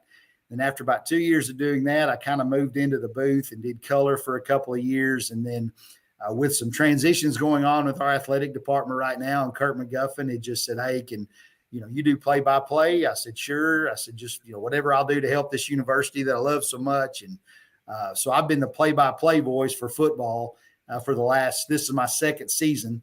And I'll fill in from time to time on color with basketball and softball and baseball. And they're trying to talk me into doing a soccer game on Sunday, but you can do it that off or not. So, well, I mean, and you look at just the amount of preparation for people that, again, I remember the old days, and Jimmy does too, football cards. You would read about somebody, John Hattler is a linebacker for the Washington Redskins. In the offseason, he's a banker. That's what people used to do. So, you've got a lot on your plate. You're getting to do a lot, but I'll tell you one thing, you're blessed to get to call these games. Yes. No doubt about it. Jimmy, jump back in here. I love this conversation. We've definitely got to get you back on. I'll come. You can pivot. I mean, your school, but you understand because football on every level matters. Yes. Yeah, John, it was really interesting when you mentioned your time at Kenton, and we kind of have some similarities because myself and my parents were born in North Mississippi, and for 3 years back in the Stone Age, my dad taught high school at Savannah, and a vast majority of kids from Savannah go to UT Martin.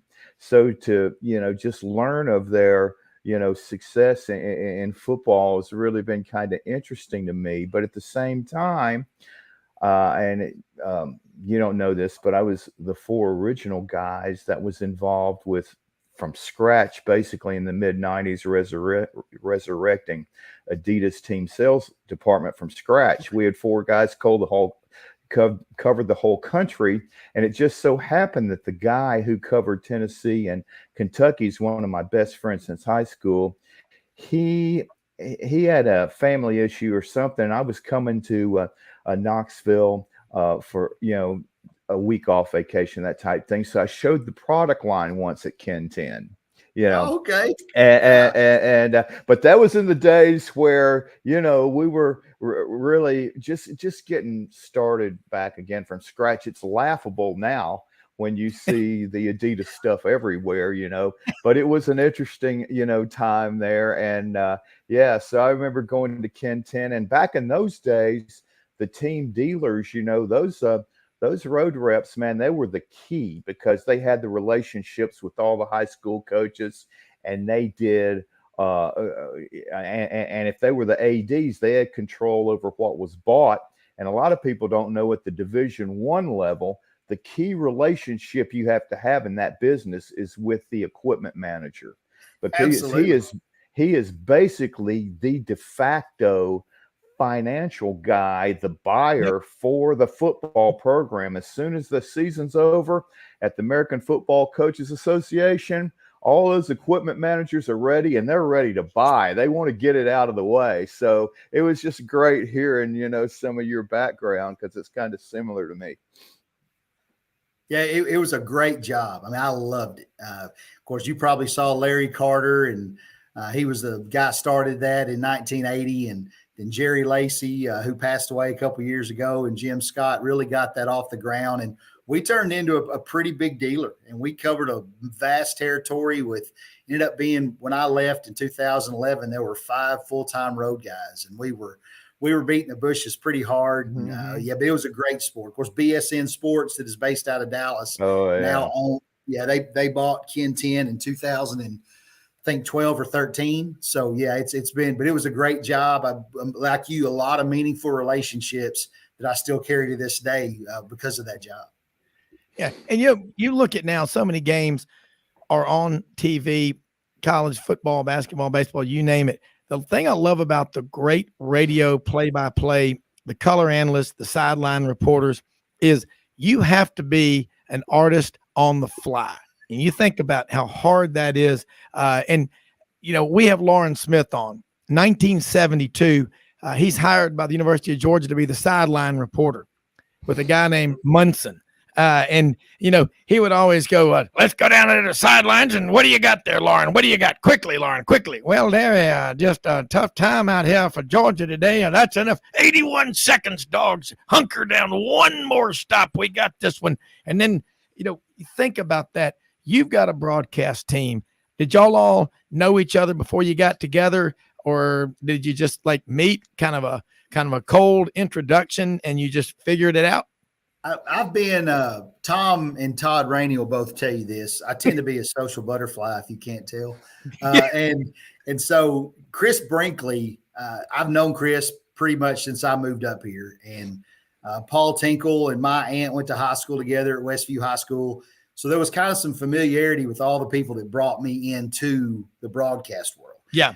And you're right. You've got to be able to gel and create a relationship with people from the get-go. Tom Britt, who was Channel 7 forever up in the Jackson, Tennessee area, was the play-by-play guy for UT Martin. And, you know, he was a great guy. He was really a good mentor about preparation and understanding how prepared you need to be. And you have to be able to develop relationships quickly. And especially in today's world, just like with the Ohio Valley Conference, if you watch UT Martin on ESPN Plus on home games, I'm having to do the television and the radio, and it's at the same time. And it's so difficult to give both audiences what they deserve, because you want to paint a picture on the radio, but you don't need to paint a picture on TV because it's right there. And you don't, it's hard to do, but it's something that I really love doing. My wife's been very supportive of letting me run around and have a good time doing this. And, you know, I got to go to Boise, Idaho this year. I went to Bozeman, Montana last year. And I've been able to go visit places because of UT Martin and because of this that I wouldn't be able to visit probably till after my kids graduate from high school. Yeah, and you're going to be going to Knoxville this weekend, man. Yes. We got to get you back on. I mean, this has been great, and I'll be in touch with you later today. Talk about some more stuff, and we've hit gold with you. Tell people how they can follow you, keep up with you, and UT Martin. Well, if you UT Martin, you go to utmsports.com. You can follow me on Twitter at Hattler06. That's my Twitter handle. You may also see there's a pretty cool follow on Twitter called Captain Skyhawk. That's pretty neat that people may enjoy, that you'll see me retweet a lot of that stuff. You know, ESPN Plus, you can catch us on thunderboltradio.com, on WCMT on the radio, and home games for UT Martin, ESPN Plus. And so it's just come join us. You know, it's a thing where, we're UT's little brother, but this is a school that we can continue to get those Memphis kids up there. We love to pound Briarcrest, Brian Stewart, all those guys. You know, understand you're going to get a great education at UT Martin. You know, it's a rural setting, but you're going to get a great education. You're going to be safe. You're going to have a community that loves you, and we'll play a little football too. And great duck hunting all around you, and deer hunting and goose hunting. Hey, look, let's do it again soon. Thanks so much. Absolutely. Thanks, guys. All righty. And I love talking. You talk about it, football junkie, basketball knows his craft. That was a lot of fun. Rodney Orr, Tider Insider, man. Lot going on right there. We're talking there with the voice of UT Martin. Jason Simpson is the coach up there. You know, his son Ty is down there at Alabama, and hoping for him to have great success down there. But Rodney, Tider Insider, I was up in Knoxville for that game. It was a wild game. I think the best thing Alabama can do is play the next game. Fans are going to say what they're going to say, but your takeaways from there and how Alabama goes about trying to repair, mainly it's the discipline, it's the penalties. But if you got a leader like Bryce Young in the locker room, I think your odds of fixing those problems are good. And then Will Anderson as well. But Roman Harper said it yesterday. Your big guy can't have a 0 out to the side of his name in a big game like Tennessee. He can cause a lot of problems, but he still needs to get some tackles and sacks. Well, you know, listen, there's a lot of complaining going on right now about the officiating in that game. And there were some calls that were, you know, highly questionable. I mean, there were 3 on the last drive that were blown. we'll go over those later if you want to, but that's not really the issue, biggest issue. Let me say what the biggest issue is. The way we saw Alabama open that game and the mistakes that they made in this game, penalties aside. Yeah. I mean, they made enough mistakes to lose 3 or 4 games. Okay. Mm-hmm. Yeah. So this is a trend. This is something we're seeing. This lack of discipline, the lack of focus, the lack of unawareness. Quandarius Robinson, what are you doing? When the ball was punted, it's on the ground. You don't go up and run up and touch the ball. I mean, I don't know what happened there. Okay, so there's a lot of these things that are happening. This is undisciplined. So that's the bigger issue as Alabama moves forward. It's not about the officiating in the last game. It's how do you overcome and clean up all of this junk that's been going on? Yeah, you've won games. It's kind of masked some of these problems because, as long as you win sometimes, that's all people really remember. But there's bigger issues underneath the surface that eventually get you. And they got Alabama. They got Alabama versus Tennessee. Yeah. Bigger than the officiating. So if Alabama doesn't get these things corrected, they're going to get it again. Yeah. I mean, that's just a fact. Yeah. Well, one thing for sure, being at that game and when Alabama came out, I watched a bunch of their players go down into the end zone and kneel and pray before the game. And they, Nick Saban, you could tell he was about to explode. And the discipline, I mean, the 15 penalties against Texas in game 2 on the road, hostile environment. And you're right. I talked to other people who were at the game who said that was the wildest thing they'd ever seen. Then you get 17 penalties up there in Knoxville. It's not like Alabama hadn't played in front of big hostile crowds on the road or whatever before. So I'm with you. They got a lot of talent, but they can't fix those issues with the discipline and all like that. I don't, it's going to hurt you in games when you're matched against evenly matched with talent. Let's do this. Let's take a quick break. And I know Jimmy's got questions for you as well. Rodney Orr Tider Insider is with us right after this quick commercial break.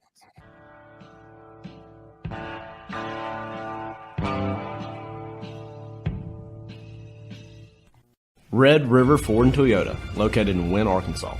If you're in the market for a new or used car, truck, or SUV, call, go online, or drop by and see them. Located 45 minutes from Memphis, go off the 4-city exit on I-40 and go north about 15 minutes on Highway 1. Easy to work with and still believe in customer service. If you live out of town, they will deliver your vehicle to you. RedRiverFordToyota.com. Just see what they can do. Strengthen your seed zone this spring with quality tillage equipment from House Industries. Located in Cherry Valley, Arkansas, House Industries specializes in manufacturing superior equipment that will minimize your downtime and keep you working in the field. To ensure the highest quality control, all design, fabrication, and testing takes place in a 99,000 square foot manufacturing facility located right here in the heart of the Delta.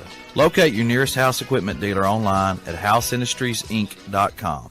House Industries, breaking ground. Sidelines with Rob Brown. Talk sporty to me.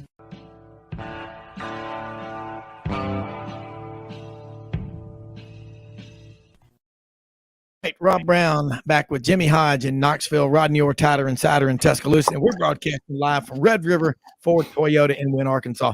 Got a text from my dad during the break as soon as John Hattler was off from UT Martin. I know he designed a swim center up there. He said, don't forget we did the basketball arena too. It's like, okay, thank you, Dad. Did great job on that one. I know you designed a lot of facilities, but man, I tell you, Rodney, the discipline issues. And I don't know if NIL is an issue with kids are getting a lot of money and they're not. I mean, I know this. If I'm 19 and I'm getting $600,000 a year coming in, I may have a little trouble focusing. I'm ADD and OCD and all whatever, NFL, NBA, NHL, whatever it is. But when I do focus on something, I'm great at it. But if I'm not focused on it, I forgot what we were talking about, kind of that type of deal. Well, first of all, you're making a great point. Yeah. You talked about anxiety a while ago. Yeah. I mean, Rob, you've taken tests before, right? Yeah. Hey, I mean, do you have butterflies? If you're prepared, you may have some butterflies before that test. But it's a good butterfly. Yeah. I mean, it's you're prepared. Yes. Okay, so if you take a test and you're not really prepared well, yeah, you probably do have some anxiety. Yep. So where does the preparation come from? It comes from practice. It comes from those assistant coaches. And listen, I talked to someone Saturday after the game, and this is not just Saturday after a loss. Okay, this is going back. These are people that have been on Alabama's coaching staff before under Nick Saban. And the thing I got was, you know what? 2015, after we lost to Ole Miss 43-37, they had us 43-19. We made a comeback and ended up losing though 43-37 in that game. The next week we went to Georgia. We went to Athens. Okay, Georgia was the favorite in that game. I think that was one of the first times since 2008 Alabama had been an underdog. Okay, that coach said we were coaching for our lives that week against Georgia, and we knew it. Yeah. We knew it, and he said, I don't think these guys understand, or that Coach Saban has got them to understand they should be coaching for their lives. And he said it's not just it's not the whole staff, but there are some guys on this staff that you wonder, I mean, do they think that they're entitled to a job? And I mean, again, I'm not trying to attack anyone, but these are things that Nick Saban talks about, holding people accountable, players, coaches, and all this. It's going to be real interesting watching this team over the next 6 to 8 weeks. Yeah, and I will say this too. I think you can actually, as crazy as this sounds, you can get bored with success, whether it's making too much money, winning too many games, and you start to take it for granted, and you quit doing all. You can get fooled by it. Yeah, you can. You can get fooled by it before you know it. You're not doing the things, and Saban has said this so many times. You're not doing the things that you've always done to be successful. Yeah, and you look at this since 2020, and we've talked about this before. You can look at all these, whether it's Florida, whether it's Texas A&M game last year, you could get the Auburn game, the LSU game last year, the games this year, Texas, even Arkansas to some extent, Texas A&M. Now this one, you mentioned evenly talented teams, matched up teams that are capable of beating you if you don't play well. I mean, those are all teams that could do that. And Alabama did not play very, very well. So, this is a trend that Alabama has right now that, I think that's where the lack of discipline comes from is, you talked about complacency. I think they've been fooled by their success, and they're not seeing what they need to do to what they did to be great. I don't know if they're doing those things. Yeah, you got to never forget to do the little things. Like you become successful, well, keep cold calling, keep prospecting. When you're ready to leave and go home, make those 5 or 10 calls additional. You may get hold of that guy that you can't get hold of during the day, or call him at 6 a.m. Because when you're driving to work, to your office early in the morning, the guy you see driving by at 6 a.m, the gal that you see driving, they probably own their own business, and they're getting in there, and that's when you can get through to them. You don't have to go through all their gatekeepers. But I think too, the winning of Alabama under Nick Saban, it's intoxicating. It's so powerful. As a fan, you can just sit there and go, Saban's got this. Well, it's like Philip Lawley was on the show with us Friday, knows a thing or two about coaching high school and college football in Alabama and high school and at Auburn for many years. He said, Nick Saban's not going to suit up. Josh Heupel's not going to suit up and play either. It's on these players. And if you hadn't got the message through to them before the game, not by kickoff, it has to be well before that, you can be in a lot of trouble. Jimmy, jump in here. Well, Rodney, when you talked about that 2015 loss to Ole Miss, I'll never forget Dan Wolken gleefully declaring the end of Alabama football as an elite force, in the sport. And you hit it on the head. The next week in Athens, it was in a monsoon, and Alabama just ran them out of the stadium. And after they beat Clemson in that epic 45-40 championship game in Glendale, Saban doesn't like to talk publicly about maybe having favorite teams over others, but I think he almost inadvertently gave it away, because I think 2015 was maybe his favorite team, because he said after the game, this is so satisfying, but because I didn't really know if this team could bounce back from a loss like they did against Ole Miss and then come back and win the whole thing. So yeah, that Alabama has to have that same mindset this week. Everybody has to be working with a sense of desperation. But I thought the difference in the game Saturday was the fact that even though both defenses were getting shredded, I thought Tim Banks, the Tennessee defensive coordinator, was constantly trying to make adjustments to do something about it. They were changing their alignments all the time. They were blitzing all the time. And on that third down play on the final Alabama possession, that was a case in which, hey, one time it forced Bryce to have to throw the ball early, and you had the incompletion, and then the missed field goal. Whereas I thought Alabama all game, I just didn't think Golding made any adjustments at all. I thought they were very passive. They didn't really change their alignments very much. They didn't blitz a lot. And when you only have one sack and one hurry, man, you're not going to force much confusion, in that Tennessee offense. And the fact that they really made no adjustments on how they were going to cover Hyatt was, to me, extremely disappointing. Well, I'll say too, to add to what you're saying, last year Tennessee rushed for 65 yards in that game. This year they went for 180 plus. The defensive line got handled, and I know at times they were playing 3-man front, this kind of thing. But even in other situations, they got handled. They got pushed off the ball. I mean, they got pushed 4 and 5 yards off the ball.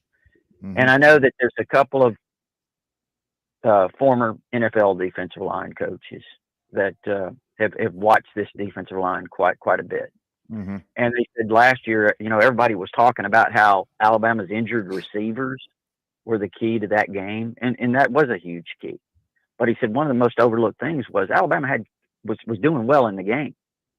What happened was Tennessee's OL took over, and Alabama's defensive line was pathetic in the second half. They took bad angles. They used bad technique. They weren't disciplined. They weren't mentally tough. These are all things that it takes to be successful. Even Nick Saban said himself here, I think it was back in the spring or right before fall camp, he was asked about the defensive line, and he said he listed all those things I just said, and he was pretty, animated in his answer about it. So I think the defensive line is another thing. There's not mental toughness. You don't see kids being developed. I mean, Tim Smith was better as a true freshman than he is right now. Now, a lot of that, you say, are you blaming the coach, or some of that's on a kid. I mean, again, they've got to do their part too. But right now, and again, all these things are being discussed after a loss. But I think we've probably seen a lot of these things, over the course of time. It's just now that there's a loss is when they kind of come out and become a part of the discussion. Did you read or hear what Jim Nagy, executive director of the Senior Bowl? He's got great credentials. 18 years in the NFL with the Packers, the Patriots, the Seahawks, 6 Super Bowl appearances, 4 Super Bowl rings. He's like the old E.F. Hutton commercials. When he speaks, people listen. Talking about left tackle for Tennessee, who was a 5-star out of high school out of West Virginia, Darnell Wright. The job he did against Alabama. I think he made himself really a lot of money. That's what it really boils down to. And I question you. Gary Harris called me Sunday night, was just talking about some of the great players. When you try to look at Cornelius Bennett, you think about Derek Thomas. Now these were linebackers, but they were great pass rushers. And the 85 or 86 season when Derek Thomas, 87, 27 sacks in a season. If you look around, that's the sack record for a career for most every Division I school all time. He did it in one season. Would you put Will Anderson let in me that? ask you this, Yeah, Rob. yeah. Jimmy knows this answer. How many sacks did Will Anderson have last year? 17. 17. All right. So you're going to tell me, not you, somebody's going to say that all of a sudden Will Anderson's not that kind of pass rusher? No. I'm not saying you're saying that. Yeah. Sal Sinceri's now off the field. Yep. Mm-hmm. Yep. Sal Sinceri's off the field. Yeah. Yep. And I'm just saying, Will Anderson, I love the guy. I mean, he's tough. He's got 5 older sisters. I mean, I got 2, and they're tough enough. But I mean, he's one of the good guys you're pulling for. But it's about schemes and you know what? Right. You got to develop players. I mean, this is the number one. Trust me, I'm an Auburn guy. I know about lack of player development. I mean, it's like you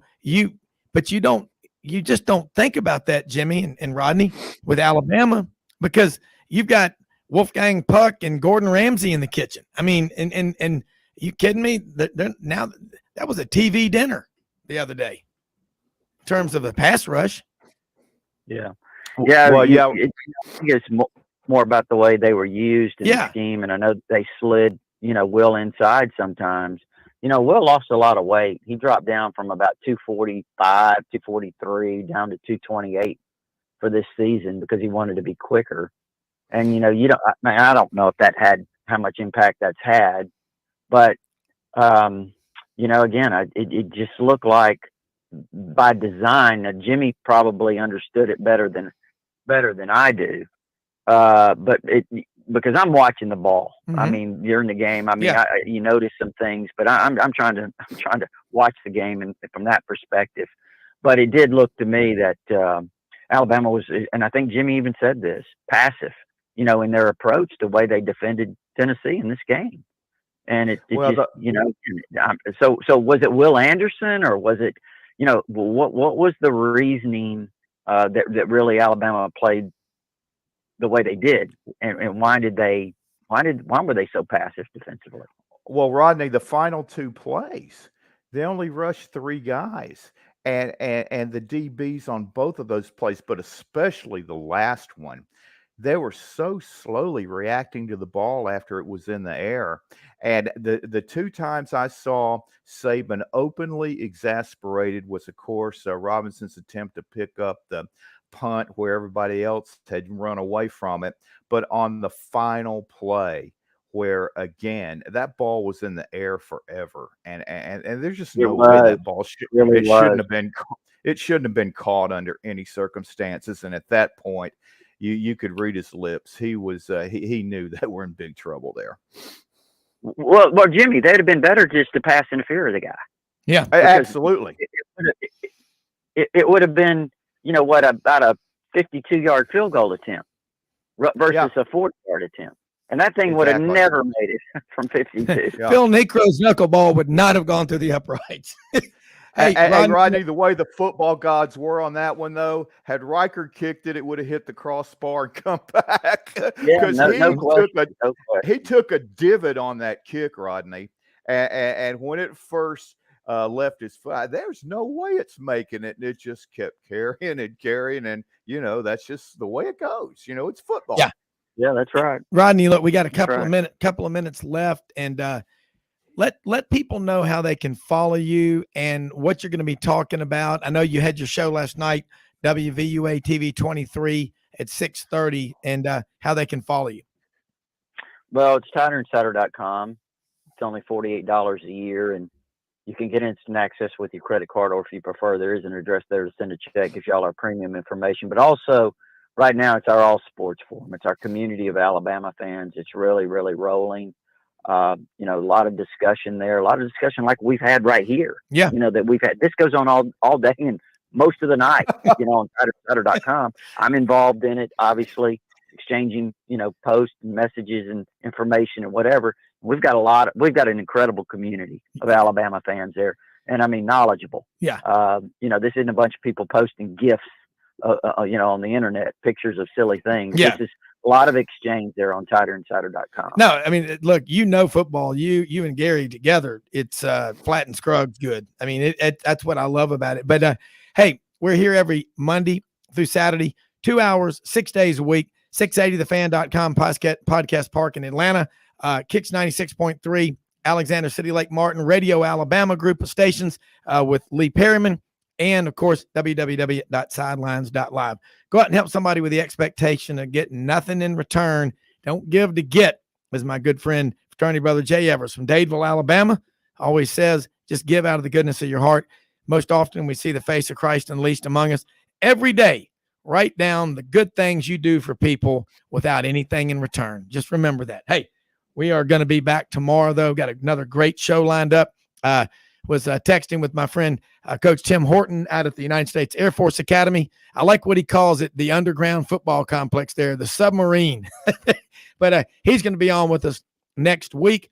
Got several more really good guests coming up this week. But I love having Rodney Orr on talking college football strategies, X's and O's. Jimmy, I tell you what, we could have gone on for days like that forum Rodney talks about. It is a forum of people with high football IQs, everybody. Just remember that. Hey, till then, have a great rest of your day. God bless America. See you tomorrow. We're out of here.